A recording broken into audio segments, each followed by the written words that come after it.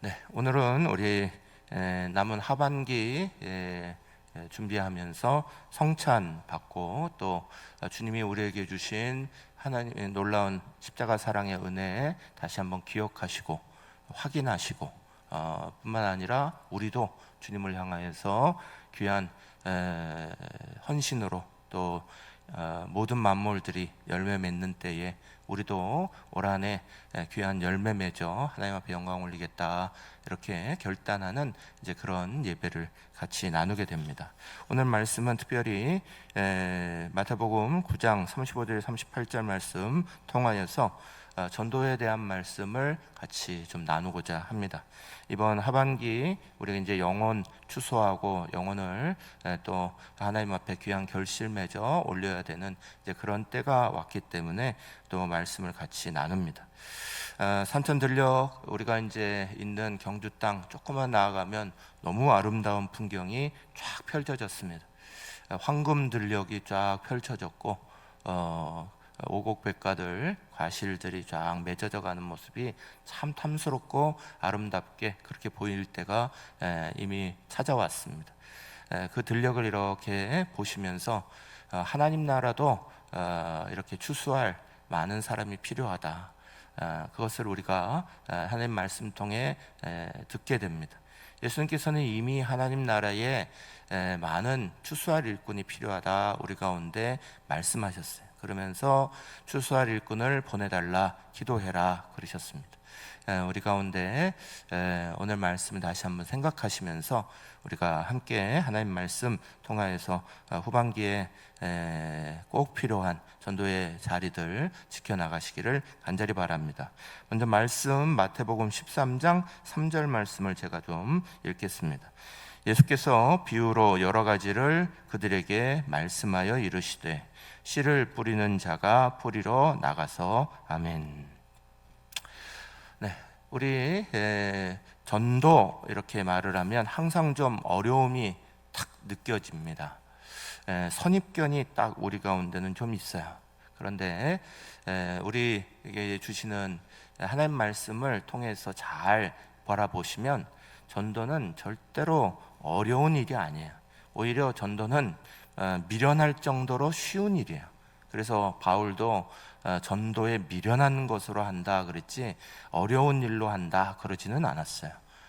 굉장히 미련할 정도로 너무 단순하고 쉬운 일이다. 이제 그런 의미를 가지고 있는 거예요. 근데 우리는 자꾸 전도를 어렵게만 생각합니다. 근데 전도가 뭔지를 정확히 알면 전도는 굉장히 쉽다 이런 생각을 분명히 하게 되는 거예요. 우리가 전도 특강이나 이런 시간들을 통해서 이렇게 전도에 대한 이야기를 하니까 주일 오전 예배에만 참석하시는 많은 성도들은 전도에 대한 개념들을 가지시기가 굉장히 어려워서 오늘은 우리 후반기 하면서 특별히 성찬 받으면서 주님이 우리에게 명령하신 가장 중요한 일 중에 하나인 전도 그 명령과 사명을 우리 가운데 분명히 지켜야 하기 때문에 오늘 말씀을 전도에 대한 말씀으로 같이 나눕니다. 전도는 말 그대로 도를 전한다 이거예요. 도를 전한다 이 말이 전도죠. 근데 기독교에서 도라는 건 복음을 말하는 거죠. 그 복음은 딱 두 가지 말하는 거예요. 하나는 하나님 말씀이고 하나는 예수님이에요. 그러니까 우리에게 있어서 도는 하나님 말씀이고 도는 예수님이에요. 이것을 전하는 것, 이것이 우리에게 있어서 전도하는 거다. 근데 전도가 왜 어렵게 느껴지냐? 가장 간단하게 생각해 보시면 전도는 말 그대로 저를 전하는 거예요. 씨를 뿌리고 또 예수님이 오늘 말씀하신 것처럼 뿌리는 자의 자리에 있든지 또는 거두는 자의 자리에 있든지 그 시키시는 일을 딱 하면 끝나는 거예요. 여러분 논밭에 추수할 일꾼들이 쫙 필요합니다. 지금 황금 들녘이 돼서 그것을 쫙 베야 됩니다. 이 시기를 놓치면 안 되니까 일꾼들을 많이 부릅니다. 근데 그 일꾼이 와서 쫙 베는 일을 하는 거지 그 일꾼이 농사 짓는 전체 일을 하는 건 아니에요. 농사 일은 그 밭을 책임지고 있는 농사 하시는 분이 그걸 하는 거죠. 일꾼은 그때가 돼요. 파종 때가 돼서 씨를 뿌려라 그러면 씨를 쫙 뿌리는 거고요. 또 일꾼은 거둘 때가 돼서 거둬라 그러면 쫙 거두는 거예요. 그게 일꾼의 역할이에요. 이 말씀은 우리가 전도할 때에 가지고 있는 개념을 잘 가지라시라는 거예요. 전도는 쉽게 생각하셔야 되는 일이지 전도를 복잡하게 생각하시면 절대 안 돼요. 왜 복잡해지냐? 열매 맺어가는 것을 내가 한다라고 생각하기 때문에 그래요. 열매 맺는 것을 하는 것은 그 씨를 뿌리고 나서 그 씨를 물 주고 자라게 하고 지켜보고 농사꾼이 하는 거예요. 마찬가지로 전도는 우리로 하여금 하나님이 부탁하신 도를 전하는 자리고요. 그것을 열매 맺고 자리 잡게 만들어 주시는 분은 하나님이세요. 하나님이 하나님의 일을 우리에게 부탁하신 게 아니에요. 하나님은 그저 도를 전하라 하시는 것만 우리에게 명령하시고 부탁하신 거예요.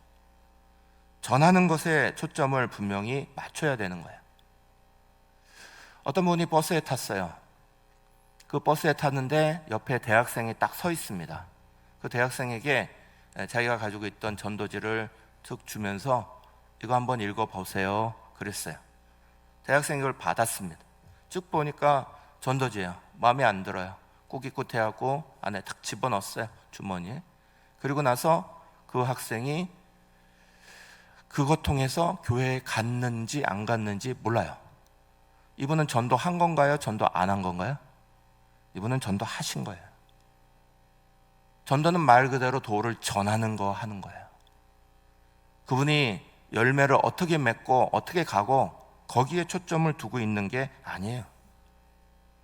많은 분들은 전도를 너무 어렵게 생각해요. 전도해서 그분을 잘 관리해드리고 그분을 잘 모시고 여기도 오고 한 달, 두 달, 세 달 계속 그분을 모시고 다니고 열매 맺을 때까지 뿌리 내릴 때까지 열심히 그들을 이렇게 해야지 이게 전도다 생각을 하시니 전도는 대단히 어려운 일이에요. 조금이라도 그 사람이 힘들어지면 나는 전도 실패했네, 안 됐네 그러시는 거예요. 그러니 전도 한두 번 그렇게 생각하시면서 하신 분이 전도 해봤는데도 그렇게 했는데 안 되더라, 그분이 자리 잡지도 못하고 또 떠나가시더라, 그래버리면 그 다음부터는 전도는 어려운 거야 생각하고 전도 자체를 시작을 안 하려고 그래요. 예수님은 우리 가운데 그렇게 부탁하신 적이 없어요. 전도는 말 그대로 전하는 자리에 서 있게 되는 거예요. 그리고 그 책임을 하나님이 맡으시는 거예요. 가장 먼저 우리가 가지셔야 되는 가장 중요한 개념은 전도는 쉽다 개념이에요. 한번 따라해 보시죠. 전도는 쉽다. 이걸 더 자세하게 들으시기 위해서는 여러분 나중에 제자훈련도 들어오세요. 그러면 더 정확하게 가르쳐 드릴게요. 전도는 쉬워요. 왜냐하면 그냥 전하면 되는 거니까요. 일꾼의 역할은 거기까지예요.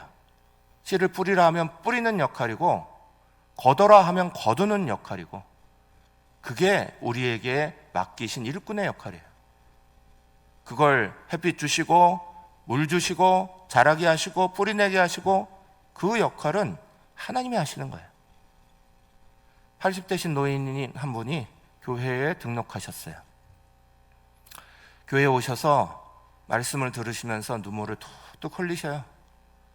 그러면서 얼마 후에 목회자들을 다 부르셔갖고 가난하게 사시는데도 불구하고 닭 한 마리씩을 다 구워 삶아서 목회자들 한 분에 한 마리를 다 대접했어요.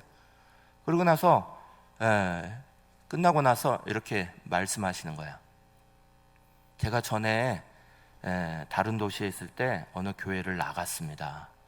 그런데 그 교회에 나갈 때는 도통 무슨 말인지 하나도 몰랐어요. 하나도 모르겠어 갖고 참 힘들었는데 그걸 2년 동안이나 다녔는데 모르겠더라고요. 근데 이 교회에 와 보니까 쏙쏙 들어오는 거예요. 너무 감사해요. 그래서 제가 이렇게 대접하는 거예요. 그러시면서 이분이 물으시는 말씀, 제가 전에 다녔던 2년 동안이나 다녔던 그 교회가 잘못된 거죠? 그러시는 거예요. 그래서 대답했어요. 잘못된 거 아닙니다. 그때 뿌려진 씨가 오늘 여기서 열매 맺는 것 뿐이에요. 씨를 뿌리는 곳이 있고 그게 자라서 열매 맺는 데가 있는 거예요. 씨를 뿌린 거기가 잘못된 게 아니라 열매 맺을 때까지 기다린 시간이 필요했던 거예요. 예전에 교회가 많지 않았던 어린 시절, 저희 동네에도 교회가 많지 않았어요. 저는 어린 시절 서울에 있었지만 서울 변두리라 꼭 경주 같았어요. 밖에 나가면 다 논밭이었어요. 김포평야라고 들어보셨나요? 김포평야가 펼쳐져 있는 동네예요. 저는 고등학교 때까지 학교에서 나가서 벼베기 나갔으니까요. 때가 되면 학생들 고등학교 1학년 때, 2학년, 3학년 때 다 벼베로 나갔어요. 저는 초등학교 때 맨날 벼 집단 속에서 자랐어요. 그래서 제가 서울에서 자랐다고 말을 못하겠어요. 그때는 제 동네도 그랬으니까. 그 동네에 교회가 많이 없었어요. 복음전도단이라고 찾아와요. 그분들이 북치고 깽가리하고 막 노래 부르면서 동네 아이들을 막 모으는 거예요. 그래서 막 모여가지고 뭘 했어요. 그때는 뭘 한지도 모르고 막 했어요. 나중에 보니까 이게 그게 성경학교식으로 해준 거예요. 그리고 나서 그 동네에는 여전히 한 10년 동안 교회가 없었어요. 그런데 교회가 생기고 나서 그 교회에 그 동네 대부분 그때 들었던 노래를 기억하는 아이들이 다 참 예수 많이 믿었어요. 씨를 뿌리는 것이 전도죠. 열매를 맺으려고 애쓰는 게 전도하는 일이 아니에요. 전도를 굉장히 어렵게 생각하니까 전도를 명하신 주님 앞에서도 우리는 안 하려고 하는 거예요. 처음부터 이거 한번 발 들어놓으면, 이분한테 이거 해놓으면 야 이거 끝도 없는데, 이거 잘못해서 관계 틀어져 보면 큰일 나는데 등등. 전도는 쉬운 명령이에요. 그냥 전하라 하시는 대로 전하면 되는 거예요. 그리고 전도는 해야 되는 이유가 분명한 명령이에요. 제일 첫 번째 이유는 마가복음 16장 15절 말씀이에요. 이렇게 말씀하셨어요. 함께 읽겠습니다. 또 이르시되 너희는 온 천하에 다니며 만민에게 복음을 전파하라 하셨어요. 전파하라, 이건 명령이에요. 하나님의 명령이에요. 우리가 전도를 해야 되는 첫 번째 이유는 명령이기 때문에 그런 거예요. 대부분의 남자들은, 대한민국의 남자들은 군대라는 곳에 가서 명령과 복종이라는 것을 다 배웁니다. 그전에는 잘 몰라요. 그러다가 군대에 가면 명령이 얼마나 중요한 거고 명령이 얼마나 무서운 거구나, 이거를 알게 되는 게 군대예요. 그래서 군대 갔다 와야 사람 된다, 이런 소리도 있는 거예요. 한 목사님이 결혼하신 다음에 늦게 군대를 가게 됐어요. 결혼 신혼인데 군에 입대하신 거야. 그래서 훈련소 딱 마치고 자대를 배치받았어요. 자대를 배치받았다는 소식을 듣고 아내 되시는 분이 통닭이랑 맛있는 거 싸가지고 군대에 면회를 갔어요. 근데 군대에 3개월이 아직 안 됐다고 면회도 안 시켜줄 때였는데 그걸 모르고 가신 거예요. 그 자리가 전방까지 가는 자리라서 멀리 들어가셨는데 아내는 왔다는 소리가 위병소에서 들리죠. 또 아내는 멀리서 왔죠. 근데 자기는 나갈 수 없는 이병 하나 달고 있죠. 마음이 콩닥콩닥 뛰는데 용기를 내 가지고 선임하사에게 부탁했어요. 제가 사실은 결혼하고 왔는데 그 아내가 신혼인데 저 멀리서부터 이렇게 왔습니다. 면회 꼭 좀 시켜주시면 안 될까요? 안 될까요? 그랬어요. 선임하사도 사람인지라 불쌍히 여겼어요. 그래서 그래, 안 되는데 그럼 1시간만 나갔다 와. 딱 1시간이다 그랬어요. 신나는 마음으로 나갔어요. 1시간 잘 면회하는데 통닭 먹고 얘기하고 1시간이 뭐 1분처럼 지나갔어요. 그리고 나갔고는 생각하기를, 아휴, 선임하사도 사람인데 뭐, 아휴, 1시간 좀 더 있다고 큰 문제 일어나겠어요? 하면서 1시간은 더 있다 들어갔어요. 들어가자마자 선임하사 불호령이 떨어졌어요. 네가 제정신이냐? 이건 타령이나 마찬가지다. 막 불같은 호령이 떨어지면서 너 명령불복종으로 영창 갈래? 어떡할래? 그랬어요. 영창 갈 수는 없으니까 영창 보내시면 안 됩니다. 막 빌었어요. 너 밤새도록 맞을래? 그랬더니 차라리 맞겠습니다. 그래서 정말 밤새도록 얻어맞았대요. 그리고 나서 이 목사님이 명령이라는 거의 무서움을 그때 알았다는 거예요. 하나님이 우리에게 사랑의 하나님이에요. 우리의 모든 것을 좋게 하시는 분이에요. 그럼에도 불구하고 하나님이 명령하신 게 있어요. 그리스도인들은 그 명령을 분명히 가지고 살아가는 사람들이에요. 우리는 전도가 하나님의 명령이라는 사실을 절대 잊어버리면 안 돼요. 그게 첫 번째 이유예요. 두 번째 이유는 사명이기 때문에 그런 거예요. 고린도전서 9장 16절에서는 바울이 자기의 사명에 대해서 이렇게 고백했어요. 함께 읽겠습니다. 내가 복음을 전할지라도 자랑할 것이 없음은 내가 부득불할 일임이라. 만일 복음을 전하지 아니하면 내게 화가 있을 것이로다. 이게 사명이라는 거예요. 내가 반드시 해야 되는 거, 그냥 그걸 한 건데 그걸 했다고 자랑할 것이 아니라 오히려 안 하면 화가 된다는 거예요. 그래서 부득불할 일이다, 그렇게 표현하는 거예요. 하나님이 우리의 삶을 살아갈 때 사명을 여러 가지를 주셨어요. 가장 첫 번째 사명 중에 하나는 가정의 사명이에요. 가정을 행복하게 만들어야 돼요.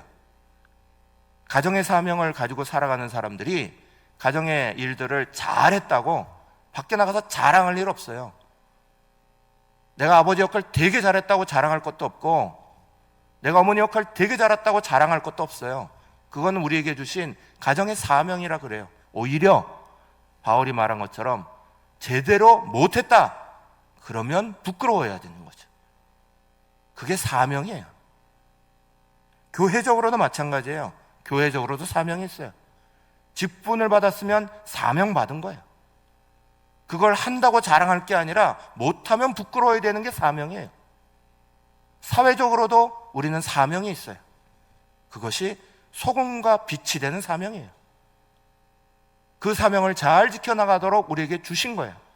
그런데 모든 그리스도인들에게 공통적으로 주신 사명은 전도의 사명이에요. 전도는 명령이기도 하고 그 명령을 반드시 지켜나가야 되는 사명이기도 하는 거예요. 여러분, 우리는 먼저 이것을 우리의 머릿속에 분명히 기억하셔야 돼요. 이것이 얼마나 무게감이 있는지를 봐야 돼요. 그리고 세 번째로 우리가 이유를 분명히 가지는 건, 내가 사랑하는 하나님이 가장 기뻐하시는 일이기 때문에 그래요. 누가복음 15장 7절이에요. 함께 읽겠습니다. 내가 너희에게 이르노니 이와 같이 죄인 한 사람이 회개하면 하늘에서는 회개할 것 없는 의인 아홉으로 말미암아 기뻐하는 것보다 더하리라. 한 사람 회개하면 하늘에서는 이라고 표현해요. 바로 하나님께서는 그 어떤 수많은 것보다 더 기뻐한다고 분명히 말씀하죠.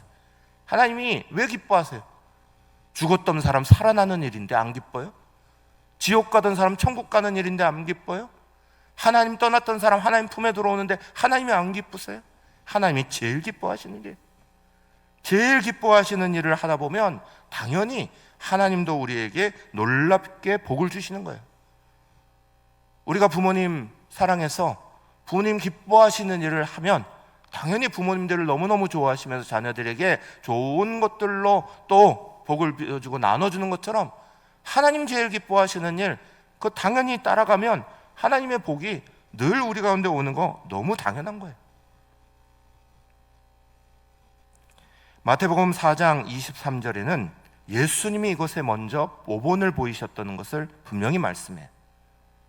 함께 읽겠습니다. 예수께서 온 갈릴리에 두루 다니사 그들의 회당에서 가르치시며 천국 복음을 전파하시며 백성 중에 모든 병과 모든 약한 것을 고치시니, 그러셨어요.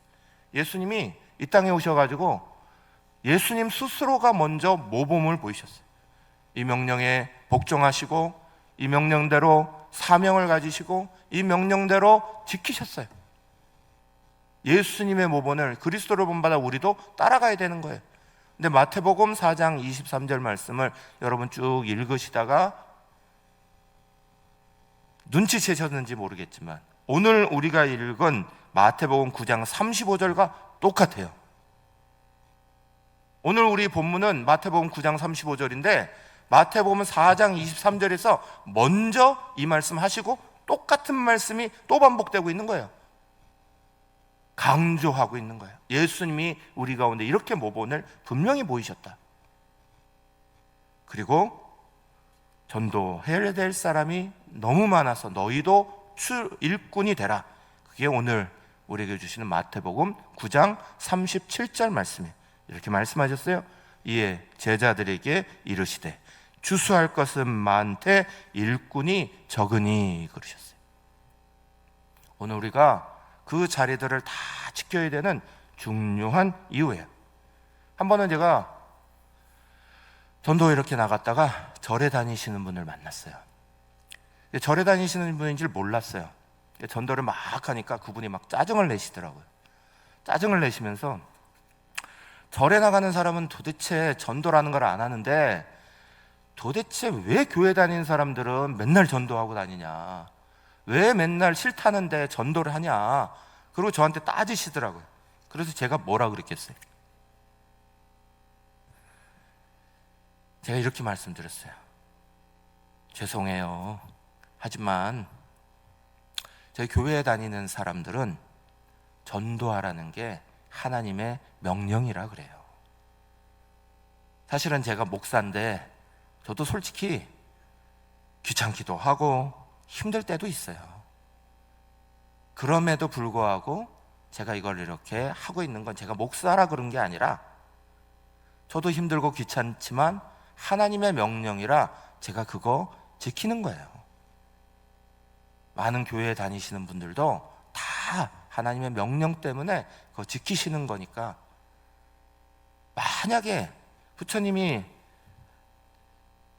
당신에게 명령하셨으면 당신도 지키겠죠. 하나님은 우리에게 분명히 명령하셨거든요. 그래서 지키는 거니까 받아주시고 생각하시면 좋겠어요. 제가 그렇게 말씀드렸던 적이 있어요. 사랑하는 여러분, 우리는 하나님께서 참 사랑하시는 사람들이에요. 날마다 돌보시고 사랑해주고 좋아요. 근데 좋은 것만이 아니라 그럼에도 불구하고 사명과 명령을 주시는 거예요. 이거 지켜야 된다, 이거 해야 된다, 분명하게 명령하신 게 있어요.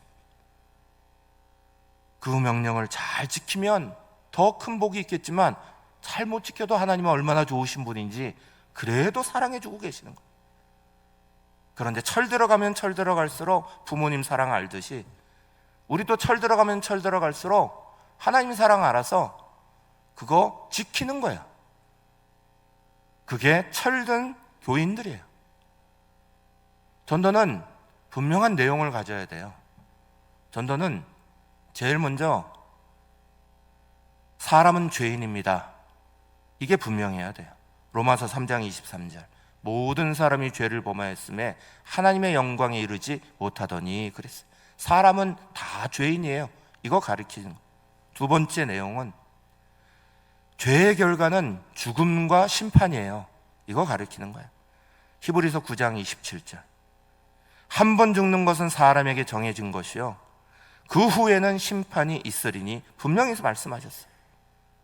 그런데 이 심판의 자리에 들어가지 않고 세 번째, 예수님이 나를 대신해서 죄값을 다 치러주시는 십자가에 죽으셨어요. 이게 세 번째 내용이에요. 고린도전서 15장 3절. 내가 받은 것을 먼저 너희에게 전하였느니 이는 성경대로 그리스도께서 우리 죄를 위하여 죽으시고 그러셨어요. 네 번째는 예수님 믿고 그 예수님 죄값 치러주신 거 믿고 영접하세요. 요한복음 1장 12절이에요. 영접하는 자 곧 그 이름을 믿는 자들에게는 하나님의 자녀가 되는 권세를 주셨으니 그러셨어요. 다섯 번째는 그 예수님을 내 마음에 모시고 주인으로 삼고 인생을 살아가세요. 그게 다섯 가지. 인간은 다 죄인입니다. 죄의 결과는 죽음과 심판입니다. 그렇지만 그 심판받지 아니하도록 예수님이 나를 대신해서 십자가에서 죄값을 치러주신 거예요. 그 예수님을 믿으면 하나님의 자녀가 되는 거예요. 그래서 예수님 믿으시고 주인으로 삼고 평생 살아가시면 돼요. 이거 가르쳐주는 게 전도의 내용이에요. 사랑하는 여러분, 전도하는 사람은 이 내용과 함께 뭘 준비해야 되냐? 예레미야 20장 9절 말씀 같이 읽겠습니다. 내가 다시는 여호와를 선포하지 아니하며 그의 이름을 말하지 아니하리라 하면 나의 마음이 불붙는 것 같아서 골수에 사무치니 답답하여 견딜 수 없나이다. 첫 번째는 영혼 사랑하는 마음 분명히 가지셔야 돼요. 사랑하는 여러분, 우리의 몸은 영혼과 육신으로 분명히 구성되어 있어요. 그게 살아있다는 거예요. 그런데 몸은 영혼을 담는 그릇일 뿐이에요. 영혼이 떠나가면 몸은 그냥 아무것도 아니에요. 아무리 평생을 사랑하고 아무리 평생을 같이 했던 부모, 자식도 남편, 아내도 영혼이 떠나가면 그 육신 데리고만 가지고 살아갈 수 없어요. 육신은 영혼을 담을 때 의미가 있고 영혼을 담고 있을 때 아름다운 거예요. 그런데 사람들은 그 영혼의 관심보다 육신의 관심을 훨씬 더 두고 살아요. 몸이 편할 거, 어떻게 하면 더 화려할 거, 어떻게 하면 더 좋을 거. 전도하는 사람들의 가장 중요한 건 영혼에 관심 갖는 거예요. 사람들이 육신을 보기 시작하면 전도할 의미가 없어져요. 저 사람은 돈도 많은데? 저 사람은 되게 잘 사는데? 저 사람은 되게 잘생겼는데? 육신이 보이면 영혼, 전도할 의미가 없어져요. 전도는 영혼을 볼 때 일어나는 거예요. 저 사람 하나님 심판받아 지옥 갈 사람인데 그 영혼이 지옥 들어가면 어떡하지? 우리는 그걸 봐야 되는 거예요. 두 번째, 복음의 능력 분명히 알아야 돼요. 로마서 1장 16절이에요. 내가 복음을 부끄러워하지 아니하노니 이 복음은 모든 믿는 자에게 구원을 주시는 하나님의 능력이 됨이라 그러셨어요. 복음이 능력이에요. 이 말씀은 굉장히 중요한 의미를 가지는 거예요. 전도는 전하기만 하면 돼요. 그런데 그 전한 복음, 하나님 말씀, 예수님, 바로 그 말씀 자체에서 능력이 일어나요. 내가 이 복음을 전해봐야 사람들 안 변할 것 같은데 사람들은 생각합니다. 그게 전도자들만 일어나는 게 아니라 설교하고 있는 저 같은 사람에게도 일어나요. 오늘 말씀을 전해봐야 듣는 사람들이 이거 변화도 하나도 안 일어날 텐데 내가 이렇게 약하게 전해서 될까? 이런 생각할 때가 있어요. 근데 이게 저만 고민한 게 아니에요. 황금의 이유라고 설교 너무 잘한 크리소스톰이라는 분이 있어요. 그분이 어떤 글을 읽다 보니까 이런 고민을 했어요.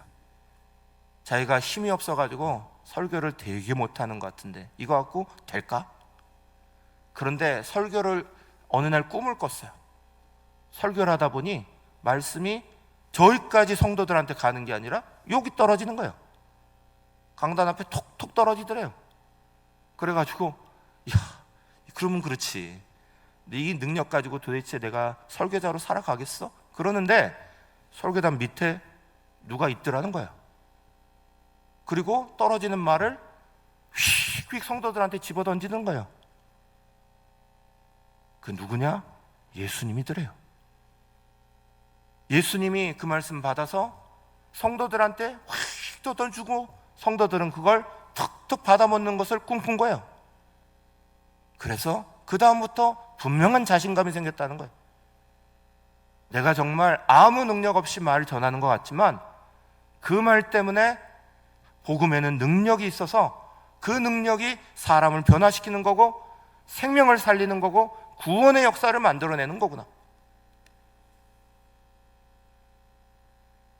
예수님은 우리에게 마지막 증인되라 그러면서 사도행전 1장 8절에 성령 의지하라고 분명히 가르치셔요. 오직 성령이 너희에게 임하시면 너희가 권능을 받고 예루살렘과 온 유대와 사마리아와 땅끝까지 이르러 내 증인이 되리라 그러셨어요. 성령의 능력이 변화시키는 거예요. 어떤 집사님이요, 직장 다니시면서 대학원에 갔습니다. 대학원에 가서 직장을 다니면서 이분이 교회 집사니까 교수님하고 친해져서 논문 지도를 막 봤는데 교수님한테 이렇게 말했어요. 교수님, 저하고 같이 예수 믿으시면 안 될까요? 그랬더니 교수님이 화를 버럭 내셨어요. 자네는 나한테 배우러 온 건가? 가르치러 온 건가? 그러시는 거예요. 그래서 논문도 제대로 안 될 것 같아서 흐지부지 하면서 그냥 그냥 불편하게 해드리려는 건 아니었어요, 죄송해요, 그러면서 닫았어요, 이야기를. 그리고 몇 년 후에 직장에서 그분이 컨설팅 때문에 자기 직장에 오신 걸 만났어요. 만났는데 그 교수님이 이분을 막 만나더니 같이 가서 식사를 꼭 해야 되겠어 그러면서 식사를 하자고 그러시는 거예요. 그 식사하러 갔어요. 그랬더니 식사 자리에 앉자마자 이분이 대뜸 하시는 말씀이 내가 자네에게 사과할 게 있어. 그래서 깜짝 놀라서 교수님이 저한테 사과할 게 뭐 있으세요? 그랬더니 이분이 하는 말씀, 사실은 내가 지금 교회를 잘 다녀. 자네가 논문 지도 받을 때 나한테 교회 다니라고 그랬는데 내가 그때 화를 냈잖아. 그게 미안했어. 교회 다니고 보니까 그게 제일 마음에 걸리더라고. 그래서 자네 언제 만나면 꼭 밥 먹으면서 내가 미안하다 그럴라 그랬어. 그러셨다는 거예요. 사랑하는 여러분, 우리는 우리가 전하는 것만 딱 가지고 생각하면 아무것도 아닌 것 같죠. 성경은 전도하라고, 씨 뿌리라고, 그거 전하라고 분명히 가르치셨고요. 거기에는 이미 하나님의 놀라운 은혜의 법칙이 다 담겨 있는 거예요. 저 여러분, 하나님의 명령의 심을 분명히 알고 사명임을 분명히 알고 우리를 정말 사랑하시는, 내가 사랑하는 그 하나님이 기뻐하시는 일 하시기 위해서 영혼에 관심 가지고 복음의 능력 알고 성령 의지해서 이번 가을에 전도의 자리에 참여하시기를 간절히 축원합니다.